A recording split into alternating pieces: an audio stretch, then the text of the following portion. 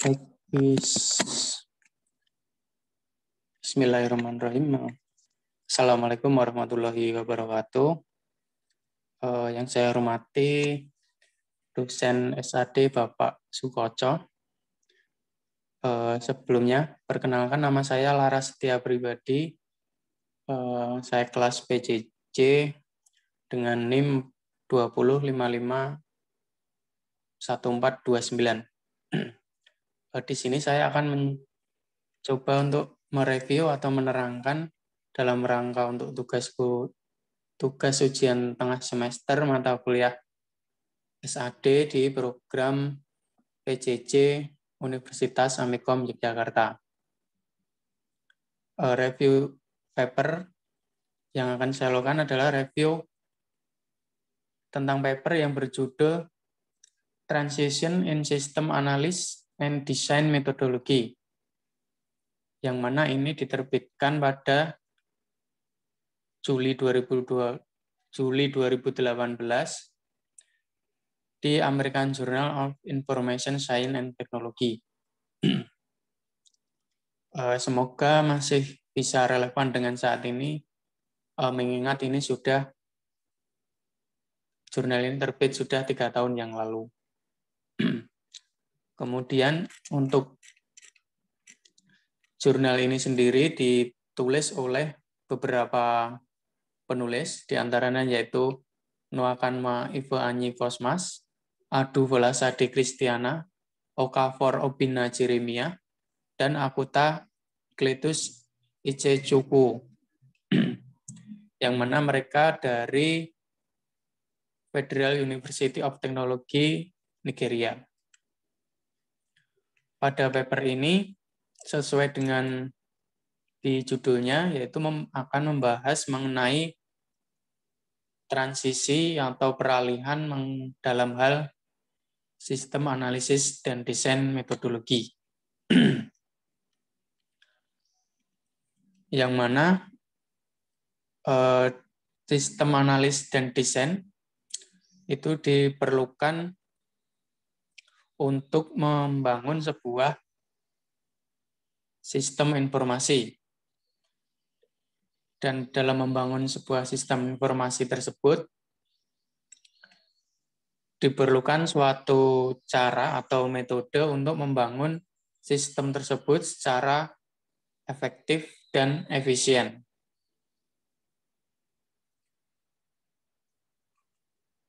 Untuk mendapatkan hasil yang terbaik dan bisa digunakan dalam jangka waktu yang panjang. Secara umum, untuk develop sistem analis dan desain ini dibagi dalam 4 fase, yaitu yang pertama adalah planning, kemudian analisis, desain, dan terakhir adalah implementasi. Untuk beberapa metodologi kurang lebih akan mencakup mengenai 4 fase ini. Sesuai dengan judulnya tadi, paper ini mengekspositori yaitu metodologi dan memberikan overview mengenai pendekatan yang diadaptasi dalam pengembangan sebuah sistem informasi. Yang pertama yaitu mengenai fase SDLC atau Software Development Life Cycle, System Development Life Cycle, yang mana ini terdiri dari 4 fase, yaitu planning, analisis, desain, dan implementasi. Untuk fase planning, ini sendiri merupakan fase yang paling utama dengan maksud terlebih dahulu harus bisa memahami sistem informasi seperti latar belakang atau landasan mengapa sistem itu dibuat. Dan dalam bentuk apa sistem nanti akan berwujud atau jadi. Dalam tahap ini juga melakukan perencanaan terhadap apa yang akan dilakukan oleh tim pembuat proyeknya. Dan di sini ada dituliskan juga bagaimana mendefinisikan project team akan membuat sistem informasi seperti apa. Dan fase selanjutnya yaitu analisis. Pada tahap analisis ini merupakan analisis yang sangat kritikal, yang mana pada tahap analisis ini harus bisa menjawab beberapa pertanyaan, diantaranya adalah siapa yang akan menggunakan sistem tersebut,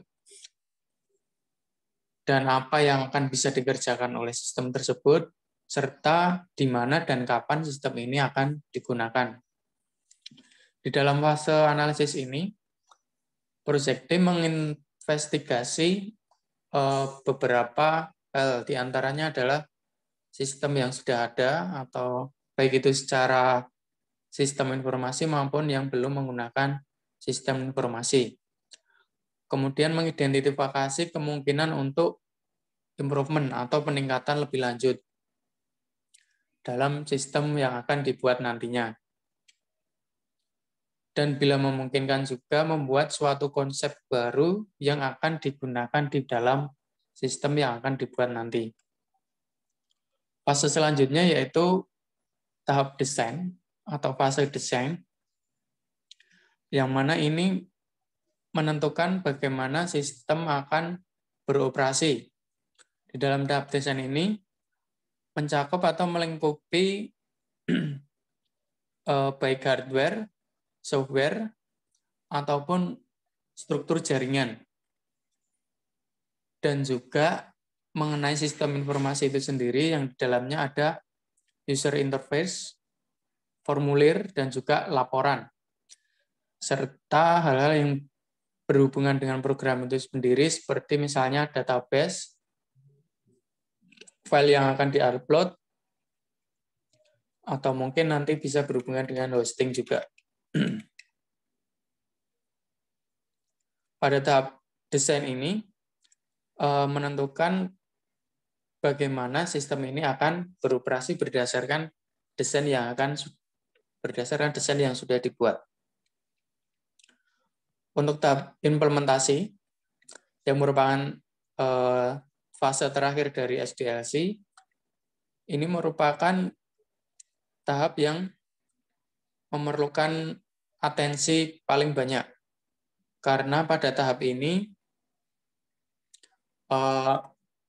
akan berhubungan dengan pengguna yang mana akan menentukan kredibilitas dari sistem yang dibuat, apakah sudah sesuai dengan yang diinginkan atau belum. Dan jika belum, maka nanti harus dilakukan sebuah atau suatu evaluasi terhadap sistem informasi tersebut. Kemudian metodologi selanjutnya adalah sistem development methodologies.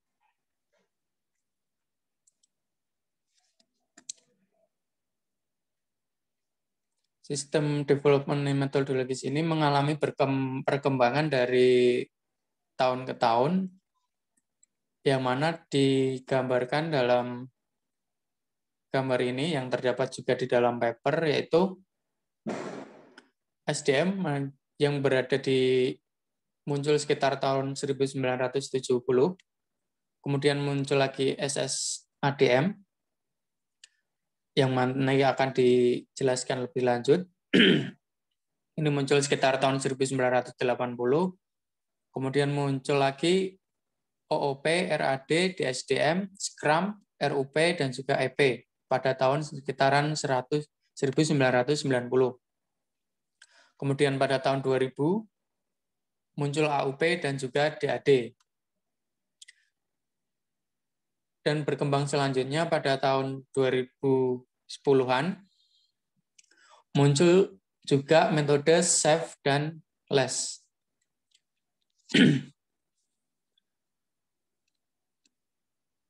Untuk SDM, ini mencakup mengenai pemrograman terstruktur, karena bagaimanapun juga untuk pembuatan atau pengembangan sistem informasi tidak akan lepas dari penulisan kode program untuk membuat suatu aplikasi, yang mana sesuai dengan metodologi yang berkembang, penulisan struktur program itu juga mengalami perkembangan tersendiri. Pada struktur program,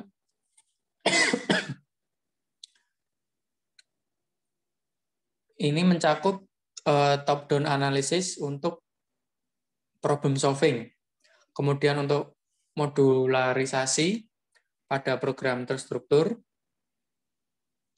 Kemudian struktur kode untuk individual modul, struktur kode untuk setiap modul-modul yang ada dari program terstruktur ini, struktur program. Untuk top-down analysis merupakan atau bisa digunakan untuk sebagai metode untuk problem solving atau memecahkan masalah, karena untuk top-down analysis ini dilakukan dari awal hingga akhir secara berurutan, sehingga kemungkinan besar bisa ditemukan masalah pada setiap pengerjaan itu yang secara berurutan. Jadi bisa digunakan juga untuk menemukan masalah dan juga memecahkan masalah pada saat itu juga. Untuk program yang besar atau masalah yang besar dibagi menjadi beberapa bagian yang lebih kecil. Yang mana ini untuk mengurangi kompleksitas pada proses untuk problem solving itu sendiri. Pada struktur programming terdapat modul-modul yang mana modul itu merupakan bagian dari struktur programming, karena program yang besar harus dibagi atau bisa dibagi ke dalam seksi-seksi atau bagian-bagian yang lebih kecil, yang mana ini bisa disebut sebagai modul atau subroutine atau juga bisa disebut sebagai subprogram. Setiap modul memiliki tugas spesifik tersendiri, dan ini untuk memudahkan penulisan program dan juga untuk pelacakan bila ada suatu kesalahan error. Struktur coding ini merupakan coding yang ada pada setiap modular programming, yang mana ini terdiri dari sebuah set instruksi yang akan dijalankan pada setiap modul.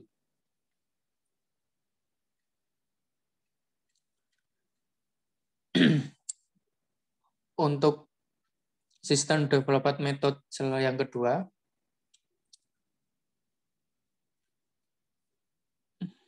ini menunjuk kepada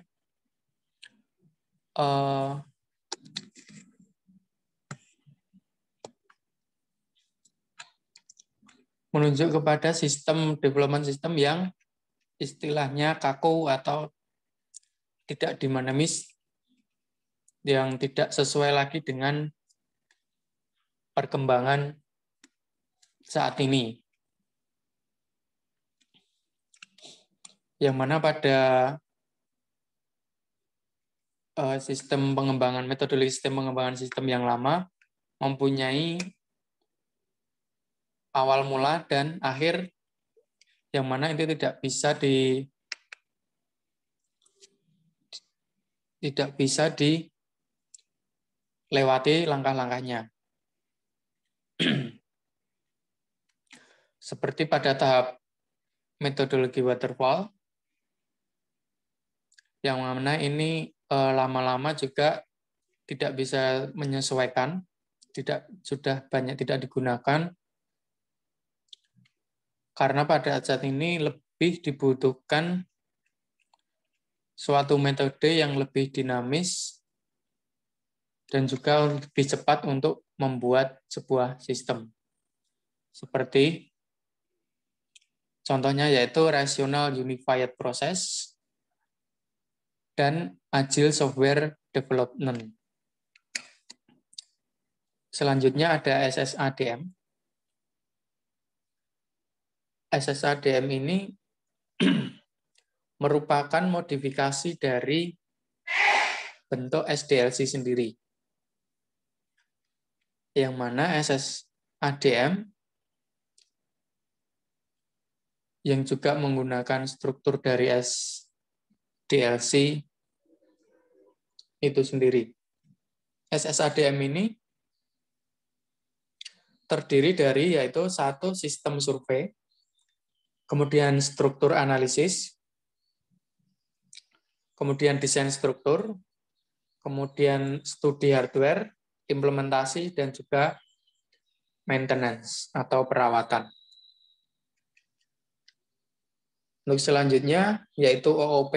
OOP adalah Object Oriented Programming yang bisa dikatakan sebuah metodologi juga, yang mana ini menjadi sebuah metode dominan untuk membuat program pada awal tahun 1960-an.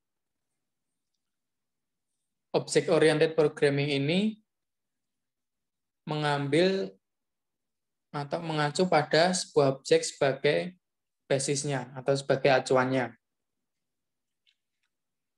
untuk menganalisa sebuah keperluan sistem atau jalannya suatu sistem itu sendiri.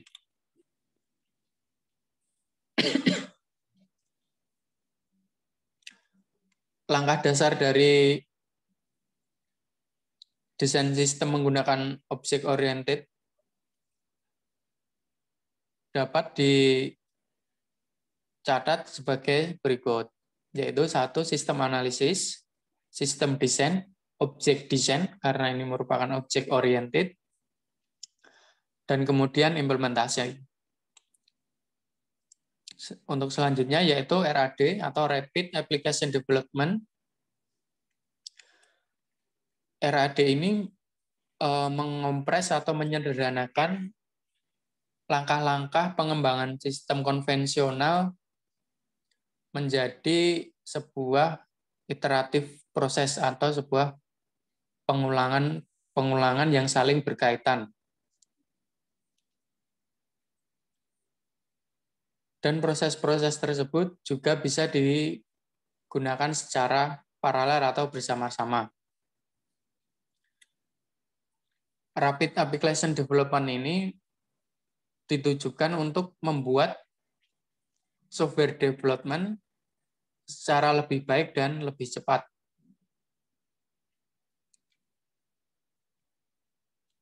Dengan tidak menghiraukan kualitas dan dengan dipercepatnya sebuah pengerjaan, diharapkan bisa mengurangi biaya yang akan ditimbulkan.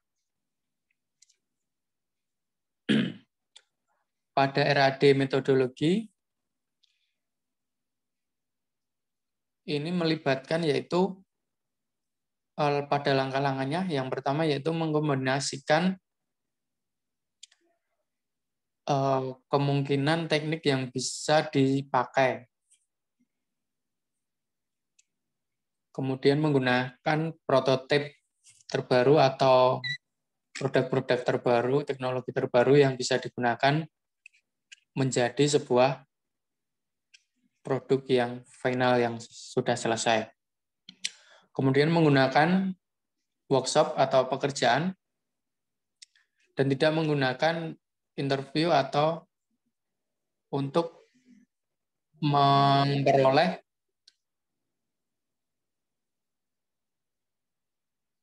kebutuhan dan mereview desain. Kemudian memilih sebuah kasus yang sesuai dengan modeling yang dikerjakan dan juga prototipenya. Dan mengimplementasikan time box, yaitu yang waktu-waktu pengerjaan yang digunakan untuk menyelesaikan sebuah sistem informasi.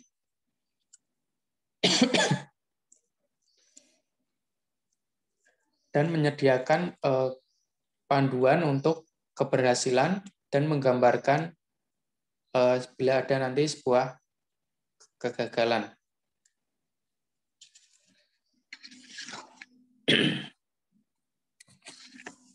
Selanjutnya DSDM. DSDM ini adalah Dynamic System Development Method yang berkembang sejak tahun 1994.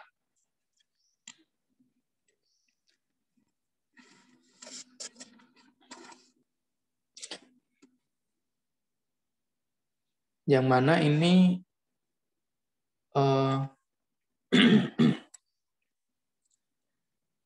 memiliki filosofi, diantaranya setiap proyek harus berdasarkan atau berdasarkan atau berpaku pada tujuan strategis dan fokus kepada keuntungan dari bisnis itu sendiri.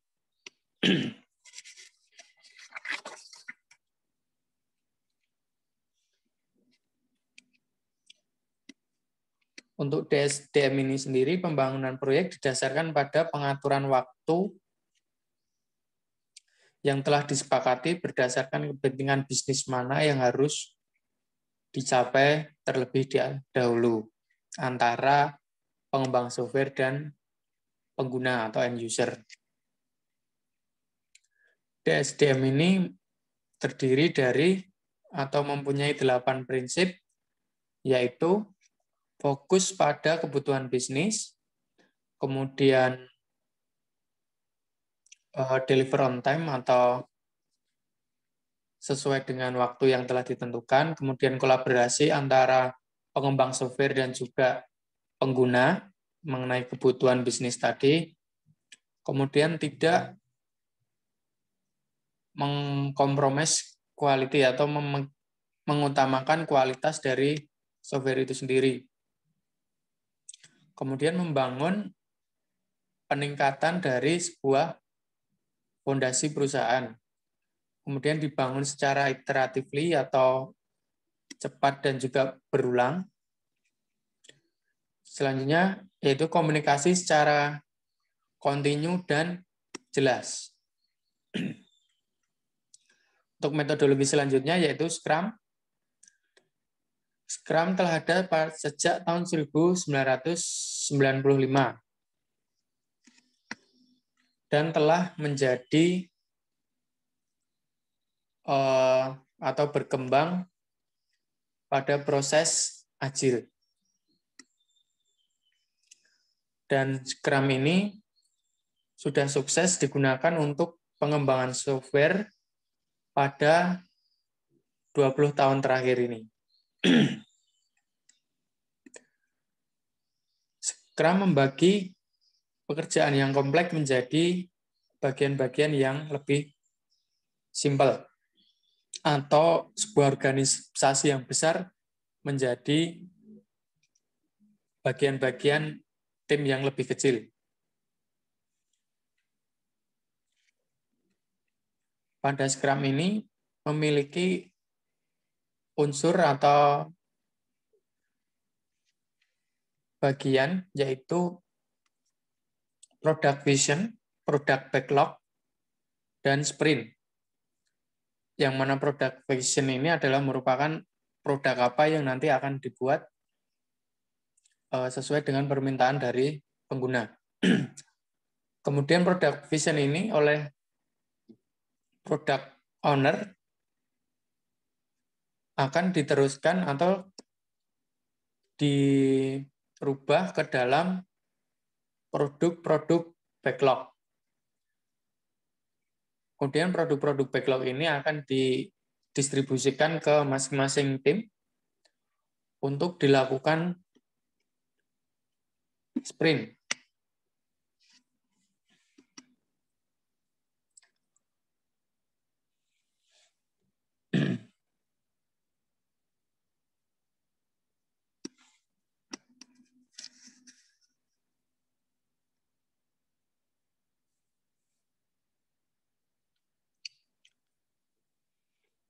Untuk masing-masing tim, sesuai dengan produk backlog yang telah dipilih atau yang sudah didapatkan, dikerjakan secara sprint, secara intensif, dilakukan dengan cepat, dan juga dievaluasi secara berkala.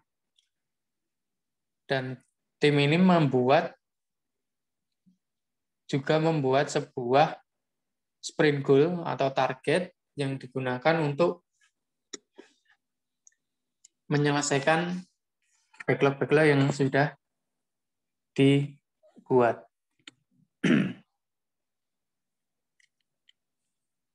Setelah sprint sudah dilakukan, selanjutnya yang dilakukan adalah yaitu daily scrum.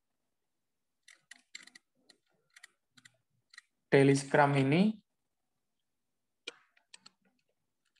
bukan merupakan sebuah status report, melainkan untuk mengevaluasi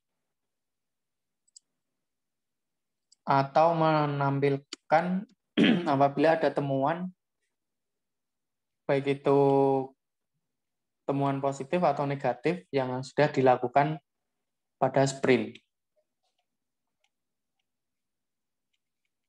Dan yang terakhir yaitu sprint retrospektif, yaitu ini untuk melihat hal-hal yang sudah dilakukan sebelumnya, untuk juga menilai apakah bisa digunakan, apakah ditemukan suatu kesalahan atau mungkin perlu ditambahkan sesuatu ke dalam sistem yang sedang dibuat.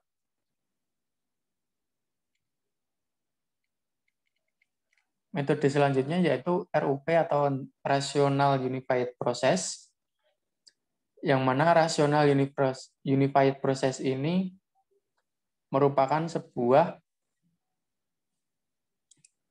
software engineering atau pembuatan software.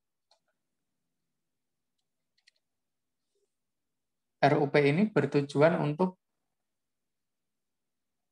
membuat sebuah software yang berkualitas tinggi dan menyatukan antara kebutuhan end user atau pengguna dengan tabel yang terprediksi dan juga budgetnya.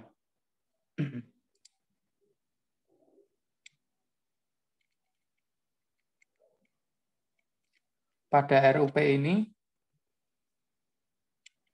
memiliki 6 tahapan, yaitu diantaranya yaitu membuat software secara iteratif, kemudian memanajemen kebutuhan, menggunakan arsitektur komponen base, kemudian memvisualisasi model software, kemudian secara kontinu atau berkala memverifikasi kualitas dari software itu sendiri, dan juga mengontrol dari perubahan software itu sendiri. Tahap selanjutnya yaitu extreme programming, yang mana extreme programming ini dibangun untuk mengatasi kebutuhan dari pembuatan software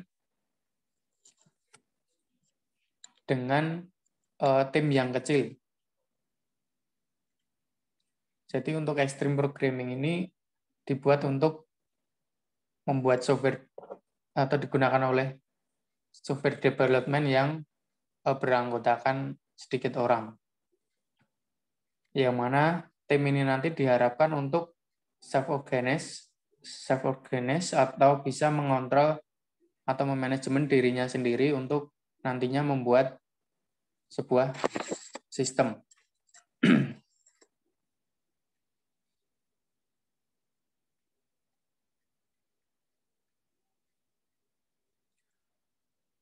Extreme programming melibatkan yaitu diantaranya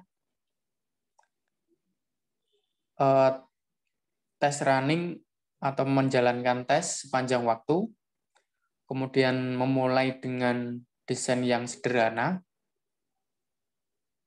kemudian memakai yang disebut dengan pair programming, yaitu dua programmer mengerjakan satu proyek atau skrip yang sama, kemudian mengintegrasikan dan menguji keseluruhan sistem berulang kali atau beberapa kali dalam sehari. Kemudian meminimalkan kerja sistem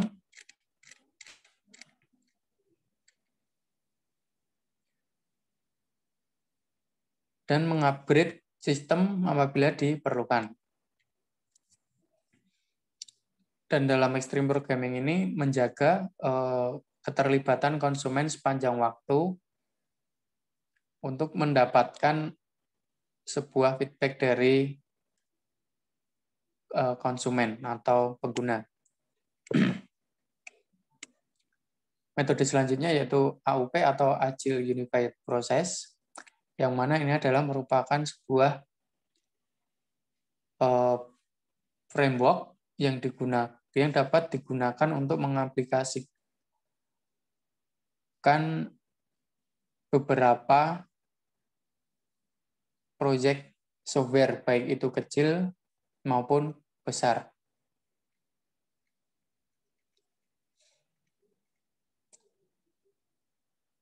Pada AUP ini mencakup atau melingkupi diantaranya diciptakan karena kebanyakan orang tidak membaca dokumentasi secara detail. Jadi hanya menggunakan aplikasi saja tanpa membaca dokumentasi atau petunjuk dari penggunaan aplikasi itu tersendiri. Kemudian proyek harus bisa dideskripsikan secara simpel dalam halaman yang sedikit.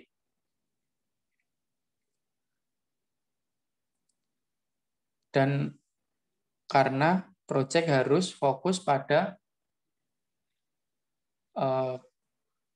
essential value daripada fitur yang tidak diperlukan. Dan juga developer harus menggunakan tool yang gratis yang bisa digunakan untuk mengembangkan sistemnya. Metodologi selanjutnya yaitu DAD atau Disiplin Agile Delivery Superdesk AUP.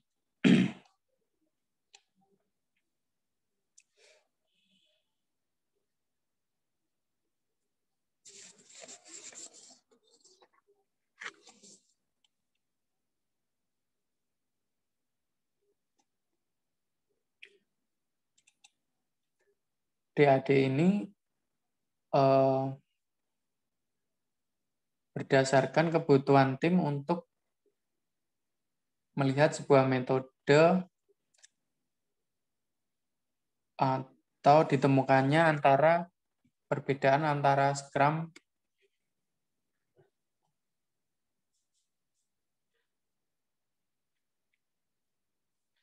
atau melengkapi dari Scrum.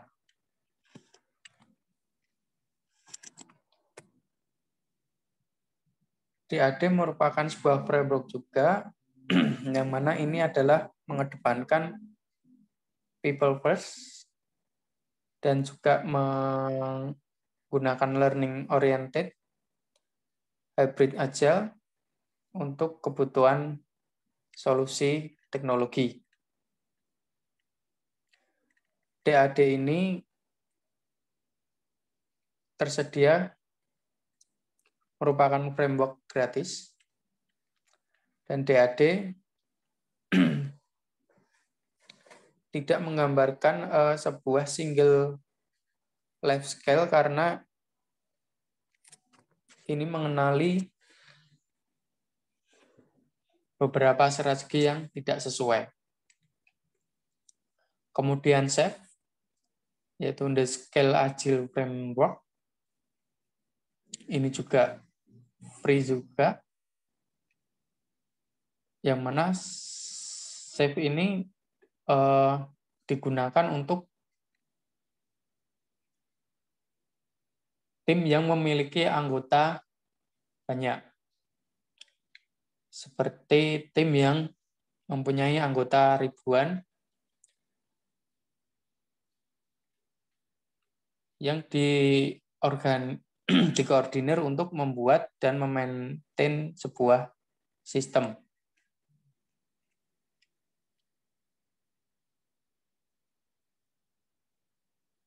SAFe dapat dikonfigurasikan dalam 3 atau 4 organisasi level yang berbeda.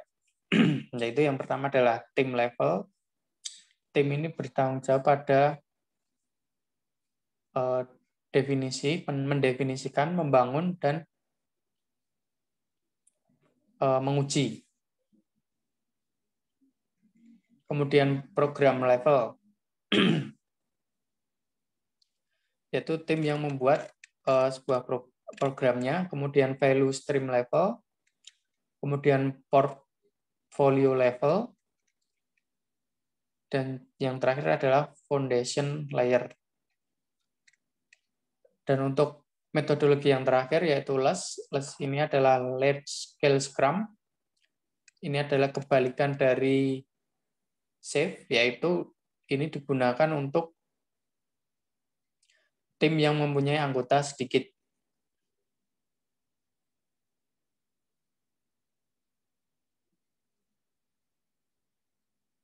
Jadi tim ini nanti yang jumlahnya sedikit ini akan istilahnya mengerjakan proyek yang sama secara bersama-sama. Dan tidak ada istilahnya ini adalah pekerjaan saya dan ini pekerjaan dia, dan pekerjaan itu akan dikerjakan secara bersama-sama dengan metode LESS ini. Untuk kesimpulan dari paper ini yaitu sistem development metodologi telah mengalami perkembangan yang signifikan.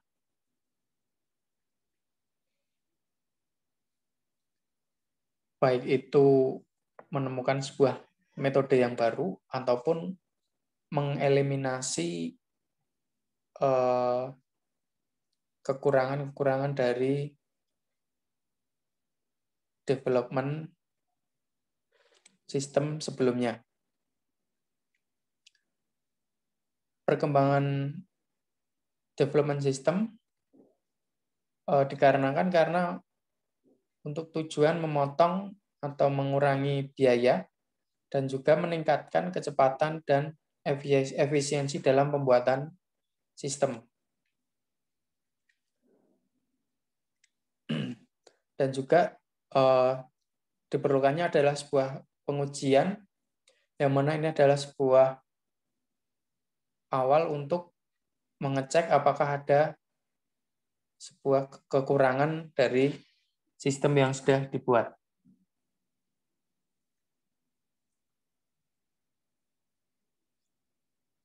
Metodologi pengembangan sistem yang dinamik diperlukan karena dapat menyelesaikan sistem secara lebih baik dan lebih cepat. Dan tentunya perkembangan sistem development ini nantinya juga masih akan terus berkembang karena perkembangan teknologi itu sendiri masih berkembang, yang mana pengembangan sistemnya juga akan mengalami perkembangan juga. Kemudian bagi saya pribadi, hasil dari paper ini adalah adanya beberapa metodologi yang bisa digunakan untuk membuat dan menganalisa untuk membuat sebuah sistem informasi. Dari metode-metode itu memiliki unsur atau penggunaan tersendiri, yang mana itu digunakan sesuai dengan kebutuhan sistem yang akan dibuat. Kemudian untuk sistem-sistem konvensional yang berjalan dari awal sampai akhir,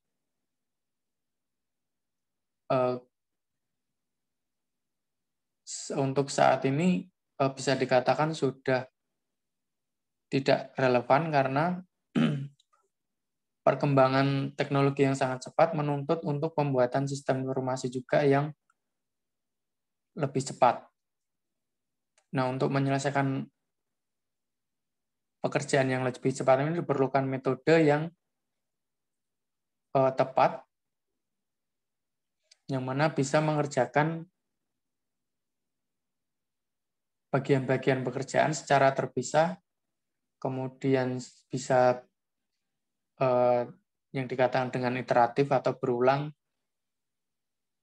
kemudian bisa kembali ke langkah-langkah sebelumnya, sehingga bisa dilakukan update-update pada pengembangan sistem yang dibuat sesuai dengan relevansi dari kondisi yang ada saat ini, atau mungkin ditemukan kekurangan ataupun kelebihan yang harus dihapus, sehingga dalam pembuatan itu sendiri bisa melakukan step back atau kembali ke langkah-langkah sebelumnya untuk menyelesaikan sampai dengan pengembangan software itu, pengembangan sistem itu sampai dengan selesai dengan sepenuhnya. Baik, saya rasa ini yang bisa saya sampaikan. Semoga bisa diterima oleh Pak Sukoco dan juga mungkin tutor.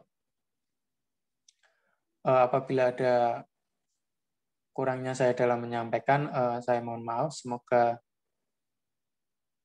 hal yang saya sampaikan ini juga bisa diterima sebagai ujian tengah semester dari PJJ S2 di Amikom Yogyakarta. Demikian saya sampaikan.